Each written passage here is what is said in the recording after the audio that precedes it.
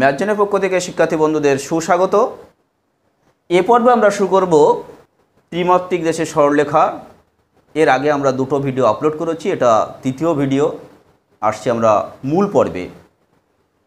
তাই এখানে আজ যে বিষয়গুলো আলোচনা করব সেখানে থাকবে প্রথমে কখন দুটো সরলরেখা বা কোন শর্তে দুটো সরলরেখা পরস্পর ছেদ করে, তারপরেই থাকবে একটা বিন্দু থেকে একটি সরলরেখার লম্ব দূরত্ব, অবশ্যই ভেক্টর এবং কার্টেসীয় উভয় ক্ষেত্রে আমরা আলোচনা করে দেব।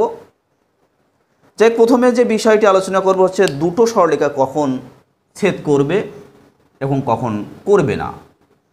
তাহলে X minus X one by A one সমান Y minus Y one by B one সমান Z minus Z one by C one,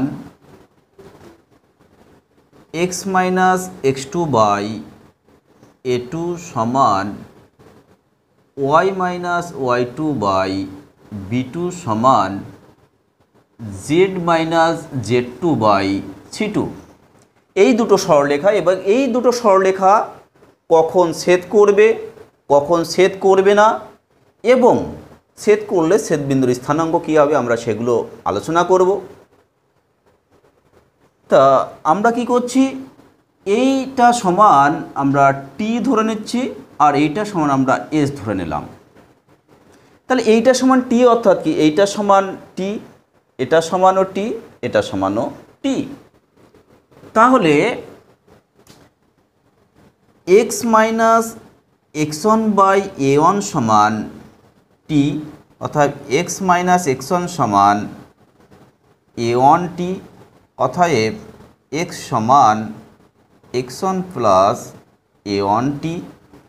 অনুরূপভাবে ওয়াই সমান আমরা পাব Y one plus B one T, Z সমান পাব জেড ওয়ান প্লাস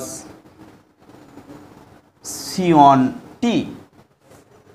অর্থাৎ কি হলো, এক্স ওয়াই আর জেড, আর আমরা জানি কি এক্স ওয়াই জেড সম্মিলিত যে বিন্দু সেটা যে কোনো বিন্দু, অর্থাৎ এই সরলরেখার উপর অবস্থিত যে কোনো বিন্দুর স্থানাঙ্ক হচ্ছে X one plus A one T comma Y one plus B one T comma Z one plus C one টি।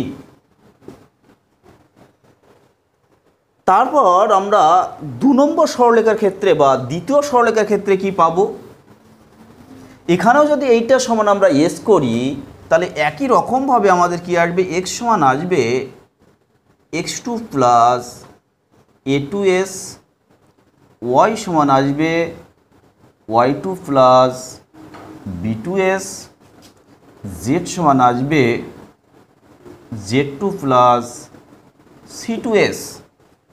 তাহলে এই সরলরেখার উপর অবস্থিত যে কোনো বিন্দুর স্থানাঙ্ক হবে X two plus A two S comma Y two plus B two S comma Z two plus C two S. তাহলে এই যে দুটো সরলরেখা যদি এই বিন্দুতে ছেদ করার দরকার হয় তাহলে এই যে গতিশীল বিন্দু এই সরলরেখার উপরে যে কোনো জায়গায় অবস্থান করবে, তাহলে মুভ করতে করতে যদি এখানে এসে হাজির হয় এবং এই সরলরেখাটা সেটাকে যদি আমরা এটার দ্বারা ডিনোট করি তাহলে এর উপরেও অবস্থিত এই যে বিন্দু সে মুভ করতে করতে যখনই এই বিন্দুতে এসে হাজির হবে তখন ওই দুটো বিন্দু সেম বিন্দু হবে এবং তখন ওরা পরস্পরকে হবে না ছেদ করবে। তাহলে এই দুটো বিন্দু যদি সেম হয় অর্থাৎ একই বিন্দু হয় তাহলে দেখা যাচ্ছে কি ওদের ছেদ বিন্দু একটা পাওয়া যাচ্ছে বা সরলরেখা দুটো একটা বিন্দুতে ছেদ করছে। তাহলে এই দুটো বিন্দু সেম হতে হলে কি হতে হবে, এক্সের মান ওয়াইয়ের মান জেডের মান পরস্পর সমান হবে। অর্থাৎ কি হবে, X one plus A one T সমান X two plus A two S, Y one plus B one T সমান Y two plus B two S, z1 plus c1t সমান z2 প্লাস c2s। তাহলে এখানে আমরা কি পেলাম, এস এবং টি এর তিনটে সমীকরণ পেলাম। এবার আমরা কি করব, এই দুটো সমীকরণ থেকে আমরা সমাধান করে টি এবং এস এর মান বের করব। টি সমান এখান থেকে বের করব, এস সমান আমরা বের করব। এবার টি এবং এস এর মান দ্বারা যদি তৃতীয় সমীকরণ স্যাটিসফাই করে তাহলে আমরা কি বুঝবো না ওই দুটো সরলরেখা পরস্পর ছেদি, এবং যদি সিদ্ধ না করে তাহলে বলবো ওই দুটো সরলরেখা পরস্পর ছেদি নয়। এবার যদি ছেদ করে তাহলে এখানে টি এর মান অথবা এখানে এস এর মান বসালে যে দুটো বিন্দু পাবো সে দুটো অবশ্যই সেম বিন্দু হবে এবং সেই যে কোনো একটা বিন্দুই হবে এর ছেদ বিন্দুর স্থানাঙ্ক। তাহলে আমি বলবো প্রথম থেকে এই পর্যন্ত যা আমরা আলোচনা করেছি ঠিক যেভাবে আমরা এগিয়ে এসেছি আমরা অঙ্ক কিন্তু একই মেথডে করব, আলাদা কিন্তু কোনো মেথড নেই। তাহলে কি করবে, যে দুটো সরলরেখা দেওয়া থাকবে তারা একটা টি এবং একটা আমরা এস ধরে নেব, ধরে নিয়ে আমরা যে কোনো বিন্দুর স্থানাঙ্ক বের করব দুটো ক্ষেত্রে, তারপর ওই দুটো স্থানাঙ্ক আমরা সমান করে দিয়ে টি এবং এস এর মান নির্ণয় করব। সেই টি এবং এস এর মান দুটো সমীকরণ থেকে নির্ণয় করে তৃতীয় সমীকরণকে আমরা স্যাটিসফাই করে দেখব। স্যাটিসফাই করে যদি স্যাটিসফাই করে বা লেফট হ্যান্ড সাইড সমান রাইট হ্যান্ড সাইড আসে তাহলে বলবো ওরা পরস্পর ছেদি। আর সেই টি কিংবা এস এর মান যে কোনো একটা বিন্দুতে বসালে যে বিন্দু হবে সেটাই হবে আমাদের নির্ণীয় বিন্দু।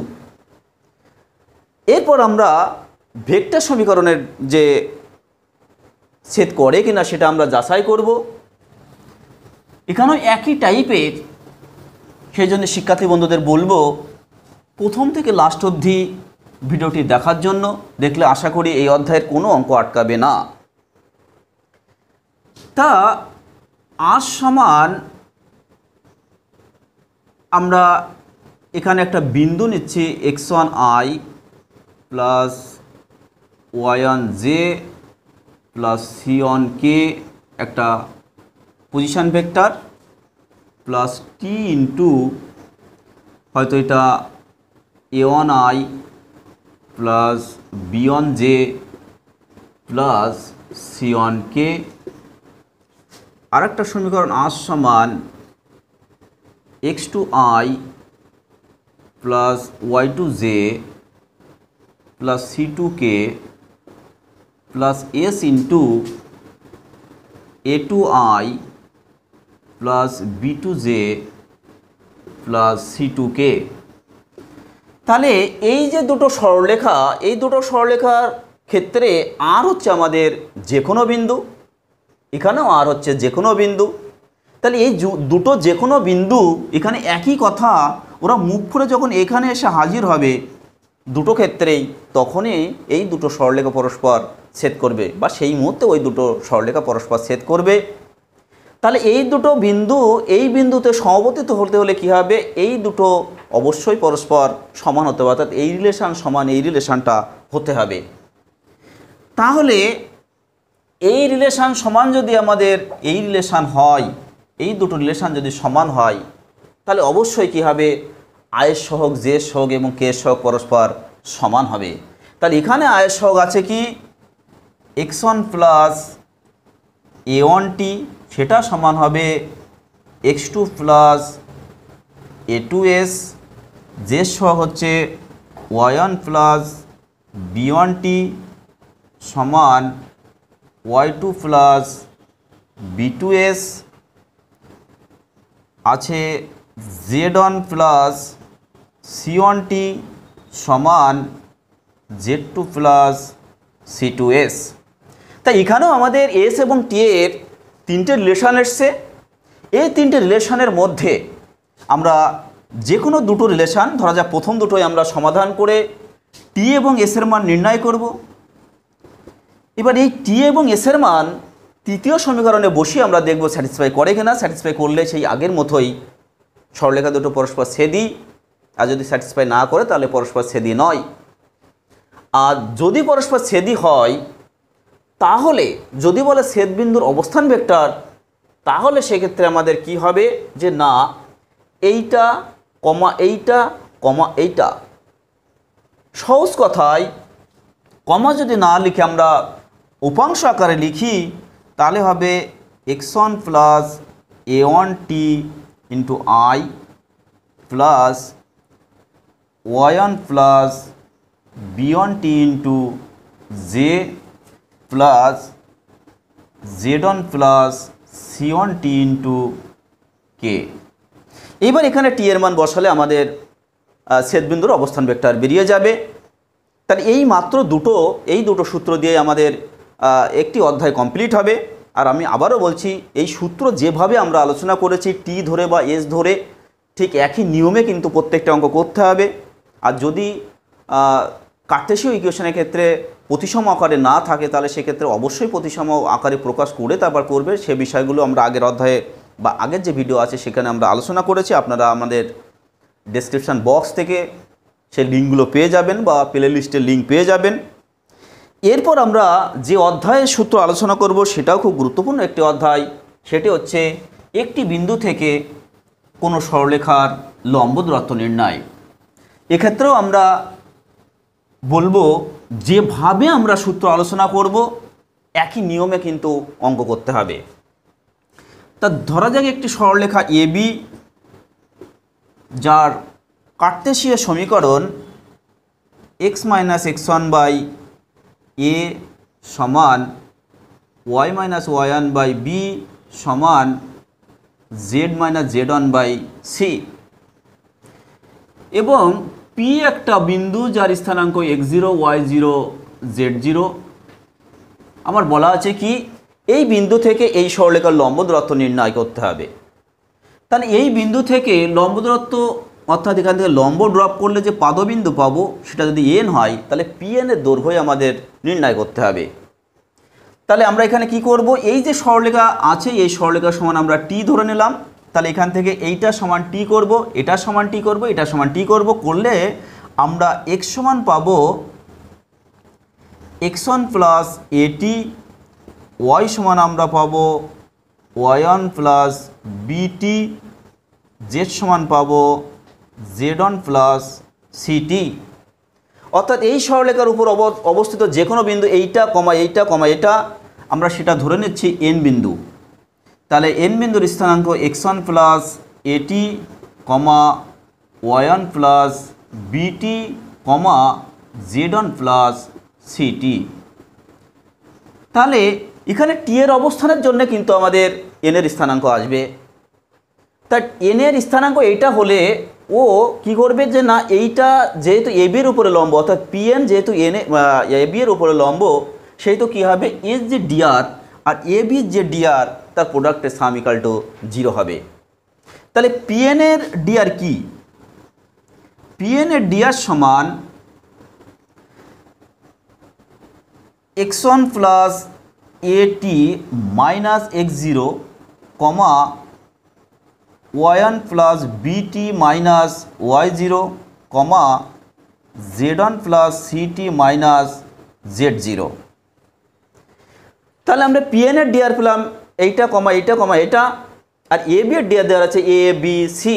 আর যেহেতু পিএন পারপেন্ডিকুলার এ বি, অবশ্যই এদের প্রোডাক্টের সাম ইকাল টু 0, অর্থাৎ A into x1 plus A T minus x0 plus B into y1 plus B T minus y0 plus C into z1 plus C T minus z0 সমান হচ্ছে 0।